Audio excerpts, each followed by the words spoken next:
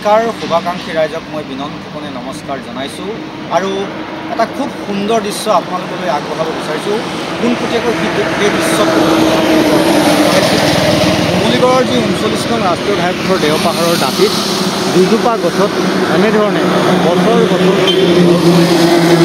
দেখিবলৈ পোৱা যায়। বৰমূৰ চাক সেই চাকসমূহ দেখিবলৈ পোৱা যায় আৰু খুব সুন্দৰ এই দৃশ্য আঁতৰৰ পৰা দেখিলে আচলতে মন জয় কৰি যায় এই দৃশ্যই। আৰু পথচাৰীসকলে যেতিয়া এই বাটেৰে পাৰ হৈ যায় এবাৰ হ'লেও এই দুজোপা গছ প্ৰত্যক্ষ কৰে, কাৰণ এই দুজোপা গছৰ বিশেষত্ব এয়াই যে বছৰ বছৰ ধৰি এই গছ দুজোপাত এনেধৰণে মৌচাকসমূহ ওলমি থাকে।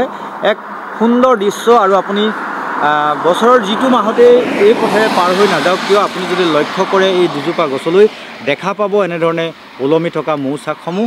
এক প্ৰকাৰৰ নান্দনিক দৃশ্য বুলি ক'লেও ভুল কৰা নহয়। আৰু দেওপাহাৰৰ দাঁতিত লাগি থকা এই গছ দুজোপাৰ বিশাল আকাৰৰ গছ দুজোপাত থকা মৌ বাঁহসমূহে আচলতে এক প্ৰকাৰৰ এই অঞ্চলটোৰ শোভা দুগুণে বৃদ্ধি কৰে। এনেও আচলতে দেওপাহাৰ বুলি ক'লে দেখা যায় ইয়াৰ গছ গছনিসমূহ বা ইয়াৰ ঐতিহ্যই প্ৰতিজন লোককে আচলতে হাত বাউলি দি মাতে।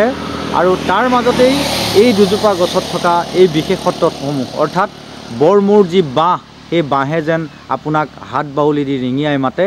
আৰু খুব সুন্দৰ পথেৰে যেতিয়া পথচাৰীসকল এই পথেৰে আগবাঢ়ি যায় এই দুজোপা গছত থকা মৌ বাঁহসমূহ প্ৰত্যক্ষ কৰি আপ্লুত হয়। আমি সেই দৃশ্যাংশ আপোনালোকলৈ আগবঢ়াই লৈ যোৱাৰ চেষ্টা কৰিলোঁ। ধন্যবাদ।